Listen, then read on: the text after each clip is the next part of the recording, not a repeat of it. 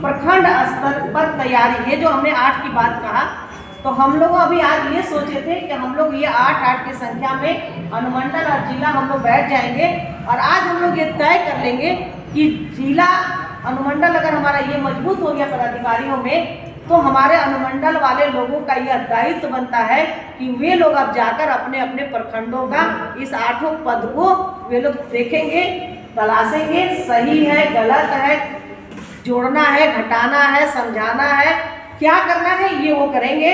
और आप अपने इस कार्यों को करने में जेएसपीटी का सहयोग आप लोग लेंगे।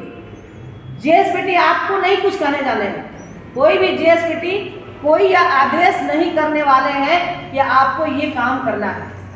आपको ये करना है कि आप जो प्रखंड स्तर के ये सभी पदाधिकारियों को देखेंगे, उनसे बात करेंगे, सही गलत का निर्णय करेंगे। ये सारे चीज़ों में आपको जहाँ जरूरत है आप अपने जेएसपीटी को बुला लीजिएगा, क्योंकि वो आप जरूरत को थोड़ा सा मैडम। अब जैसे 3 तरह की जरूरत है। एक तो ये जरूरत है कि आप हो सकता है कि जो आप व्यक्ति की चयन करने जा रहे हैं तो आपके पास 2-4 व्यक्ति सामने आ रहा है, 10 व्यक्ति का नाम नहीं आ रहा है। तो अगर वैसे लोगों में चूंकि उन लोग घूमे हैं, तो उनसे अगर सूची अगर आप मांगेंगे कि भाई इस जगह पर हमें ये मैं चाह रहा हूँ, तो इसमें इस जगह पर हमें 2-4 नाम दीजिए, तो उनसे आप नाम मांग सकते हैं। आपको अगर कहीं जाना है, आपको साधन नहीं है, तो आप उनको समय से 1 दिन पहले बता दीजिए कि आपके पास जो गाड़ी है वह गाड़ी आप हमको थोड़ा उपलब्ध करा दीजिए, इतना बजे हम इससे वहाँ पर जाएंगे। 1 दिन पहले आप उनको जरूर कहिए कि ताकि दूसरे दिन की कार्य वो आप ही के साथ बना सके, ये गाड़ी आपको ससमय पहुँचा दे। क्योंकि साधन के अभाव में ये अगर हम कहेंगे कि साधन नहीं है तो काम नहीं होगा, तो इससे तो काम नहीं चलता। अगर हमें कुर्सी मिला है और हम अध्यक्ष हैं तो साधन उपलब्ध करवाएंगे, हमें सहायक मिला है उस सहायक का उपयोग करेंगे, लेकिन हम ये नहीं कहेंगे कि मैं कैसे जाऊँ। ये तय खुद को करना है, हम सब लोगों को, या हम लोग को जो जिम्मेदारी है उसका हम पालन कैसे करेंगे। तो आप उनका सहयोग इस रूप में भी ले सकते हैं, साधन मांग सकते हैं, व्यक्ति का नाम मांग सकते हैं, आप अपने साथ उनको ले जा सकते हैं, आपको जो भी करना है। क्योंकि आप चयन करेंगे, याद रखिएगा, आप लोगों को नाम चयन कर लेना है कि जो आपके संगठन को मजबूती दे सके, जो आपके साथ कदम पे कदम मिलाकर चल सके, और उनका अनुमोदन जिला स्तर पर जो 4 आदमी की कमेटी है वो कमेटी अनुमोदित कर देगी, और उसके बाद से वो आपका संगठन का पूरा कमेटी तैयार हो जाएगी। तो आप लोगों को यहाँ से जाने के बाद, अभी हमारे ये बोल रहे थे जुआ क्या है, शिवम नाम है, बैठक 11:30 बजे से है, बेटा बुरा नहीं मानिएगा, लेकिन आपकी उपस्थिति हुई है कब? हमको मैडम बैठक की जानकारी नहीं थी। क्यों डीएससी ग्रुप में आप नहीं हैं? जी हम उतना नहीं दे सकते। आप ग्रुप में है ना? ग्रुप में हमको फोन नहीं कर सकते। नहीं ना, फोन कोई नहीं जाएगा। ग्रुप में हम नहीं देखे थे। अब सुन ले, अब आज के बाद से और एक बात मैं सबसे कहूंगी, यह जो फोन जा रहा है और हम जो बैठे हुए हैं और इंतजार कर रहे हैं कि फोन आएगा, तो कृपया आप सभी लोग सजग हो जाइए। आप डीएससी ग्रुप को एक बार जरूर देख लीजिए कि हमारे ग्रुप में क्या मैसेज है, और इस मैसेज को देखकर आपको कंफ्यूजन हो रहा है तो आप अपनी कंफ्यूजन को दूर करने के लिए आप कॉल लगा करके पूछ लीजिए कि ये मैसेज आया है, इसका कहाँ पर बैठक हो रही है, क्या हो रही है, क्या करना है ना। क्योंकि तमाम लोगों को एक व्यक्ति या कॉल करे, अब ये संभव नहीं लग रहा है। हम भी वही इंसान है, ये भी वही इंसान है, आप भी वही इंसान है, आप भी वही इंसान है, और हम सब लोग जिम्मेवार हैं, कोई इसमें एक व्यक्ति नहीं है।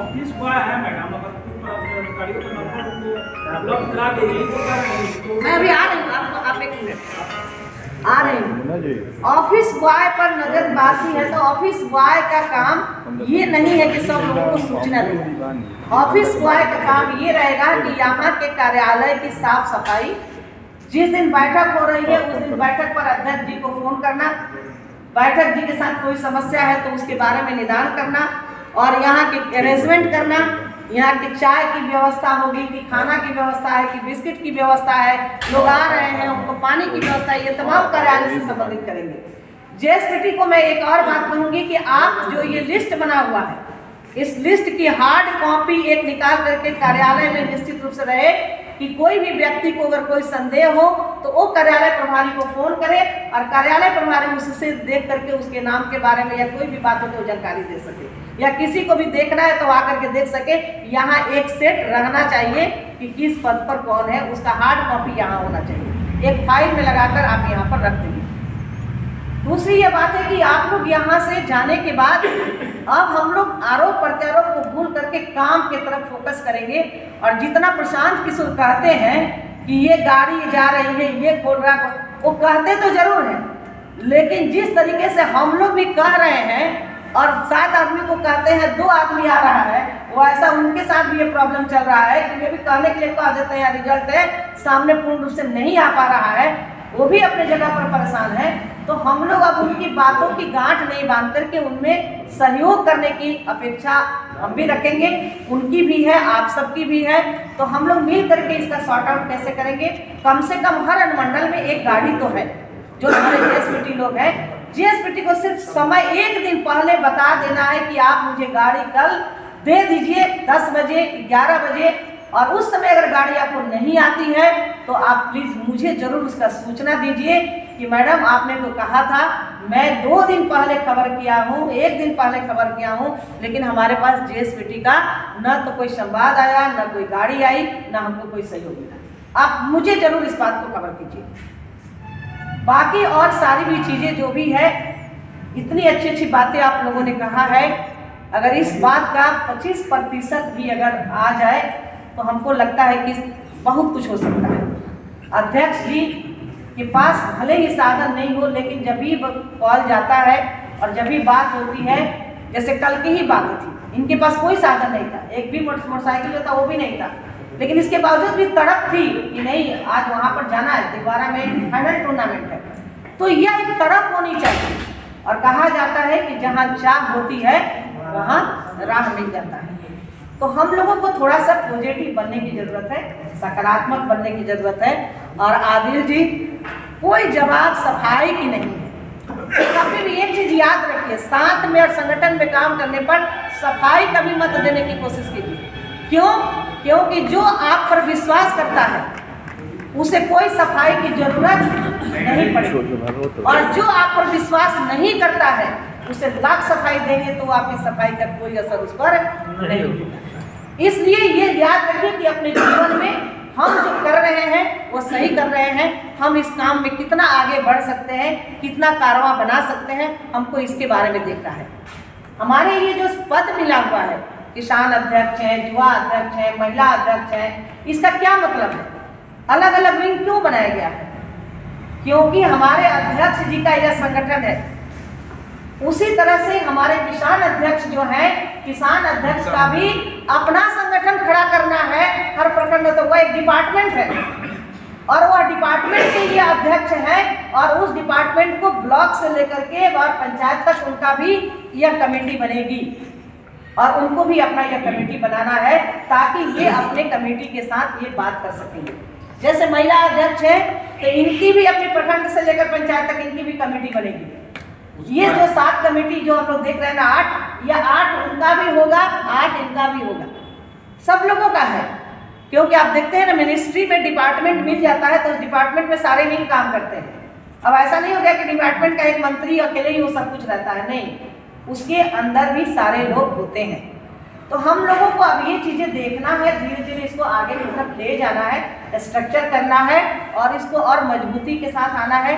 मूल उद्देश्य हमारा है कि 21 तारीख को जो आप लोगों ने डेडलाइन खींचा है, उस 21 तारीख तक प्रत्येक अनुमंडल का, प्रत्येक प्रखंड का और हमारे जिला का जो लोग भी हमें देख रहे हैं कि हमें बदलना है, दूसरे साथी को जोड़ना है, तो वो सारी चीज़ें पूरा हो जानी चाहिए 21 तारीख तक। क्योंकि 21 तारीख की जो बैठक होगी उसमें 100% उपस्थिति हो।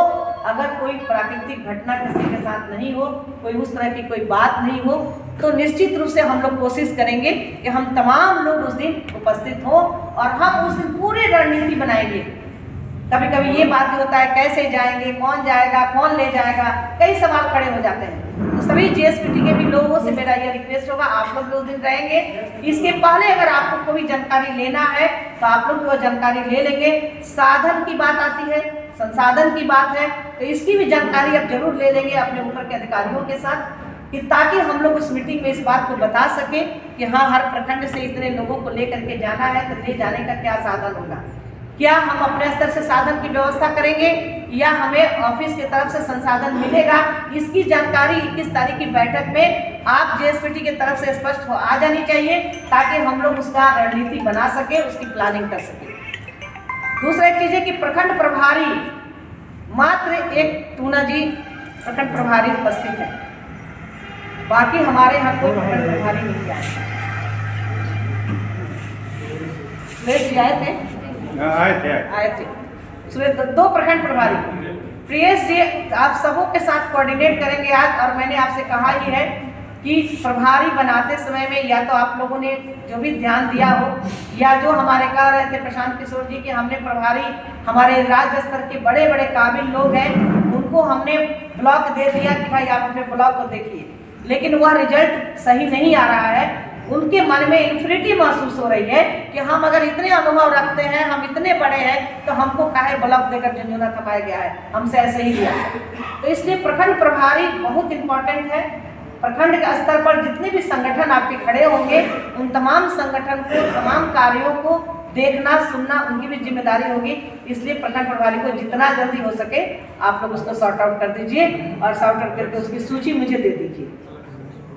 दूसरा एक चीज और ये है, मैं बीच में अध्यक्ष जी बोलती है इसकी बात से कर गया, मैं और एक ये बात कहना चाह रही हूँ कि जो प्रखंड स्तर के जो संगठन आप बना रहे हैं आप सभी लोग, उसमें बहुत बारीकी से देखिएगा लोग कि प्रखंड स्तर अगर आपका मजबूत होता है तो आप समझ लीजिए कि आप पूर्ण मजबूत हो रहे हैं, क्योंकि प्रखंड हमारा रीढ़ बनेगा और वही हमें अनुमंडल जोड़ेगा, वही हमें पंचायत जोड़ेगा, और फिर ये दोनों मिलकर के जिला को मजबूत करेंगे। तो प्रखंड हमारा वह बीच का मिडिल सेंटर है, इसलिए वहाँ पर किसी तरह की गलती नहीं होनी चाहिए। और इस तरह से हम लोग जब एक दूसरे के साथ कोऑर्डिनेट करेंगे, एक दूसरे के साथ बात करेंगे, तो मुझे लगता है कि सारे लोगों का काम सही हो जाएगा।